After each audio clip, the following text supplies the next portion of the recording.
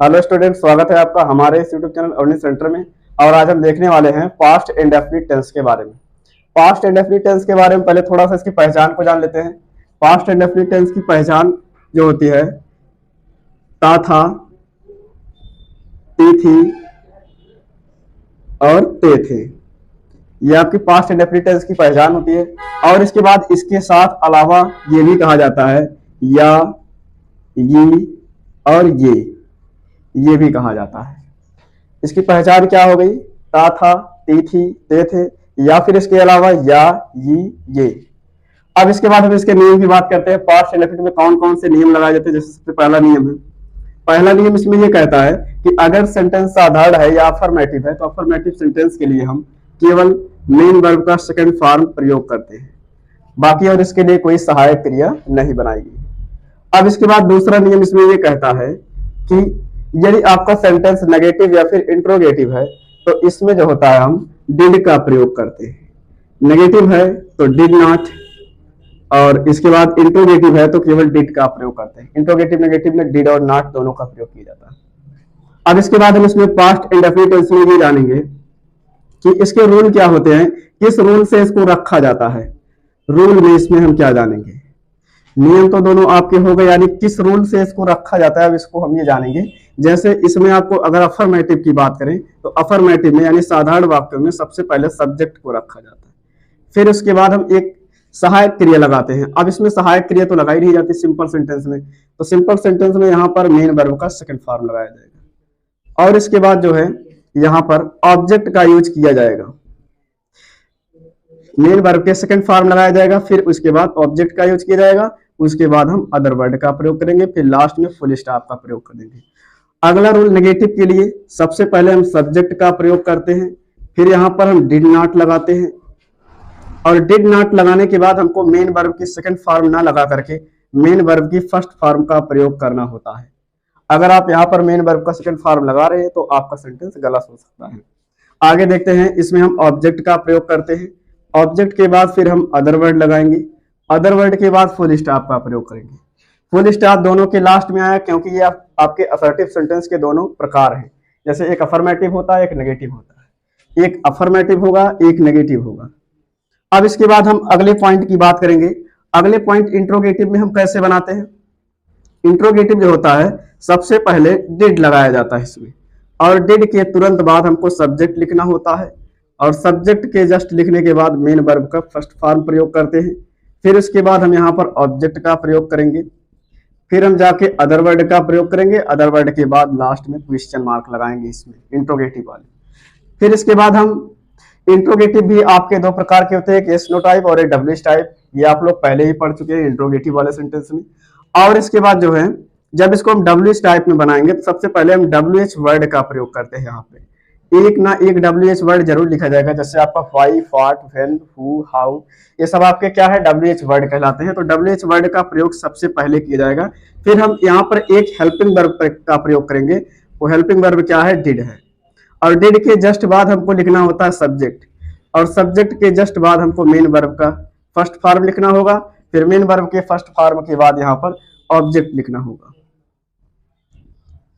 Object को लिखने के बाद हमको अदर वर्ड का प्रयोग करना होगा, अदर वर्ड के बाद हम लास्ट में क्वेश्चन मार्क का प्रयोग कर देंगे।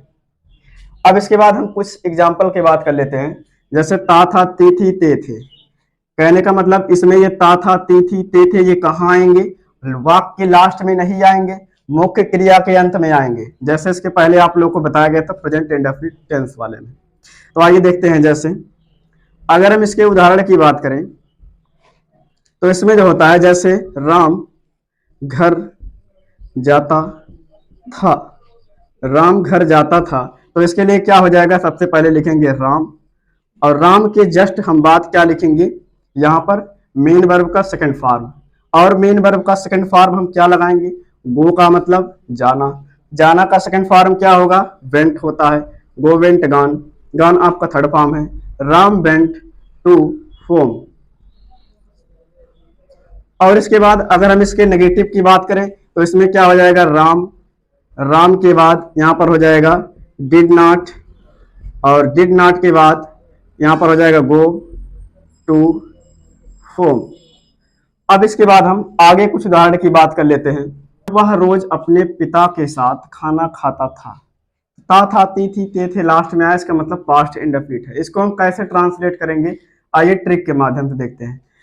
पहले वह की अंग्रेजी ही उतार देंगे। ही को जस्ट लिखने के बाद हम सहायक क्रिया लिखते हैं। सहायक क्रिया कैसे मिलेगी, लास्ट से हमको मिलेगी। यहाँ पर क्या दिया गया है, था, और इसके पहले क्या है, ता।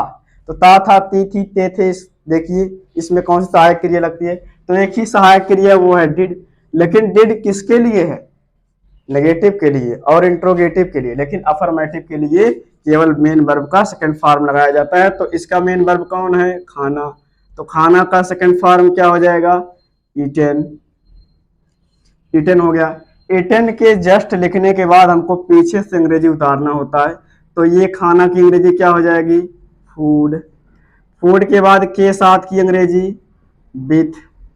विथ के बाद पिता की अंग्रेजी फादर।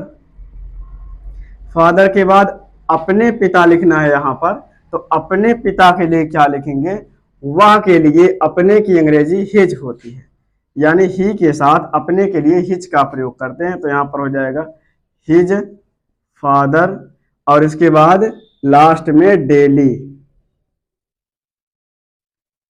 अब अगला सेंटेंस है, वे अपने माता के साथ बाजार आए। तो वे की अंग्रेजी दे होती है। आना की अंग्रेजी कम, इसका सेकेंड फॉर्म केम। केम के बाद मार्केट। मार्केट के बाद के साथ विथ।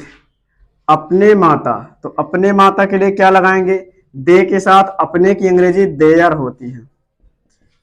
देयर के बाद माता की अंग्रेजी क्या होती है, मदर। और इसके बाद जो है, वह पूजा करने के लिए मंदिर नहीं गई। वह की अंग्रेजी ही होगी।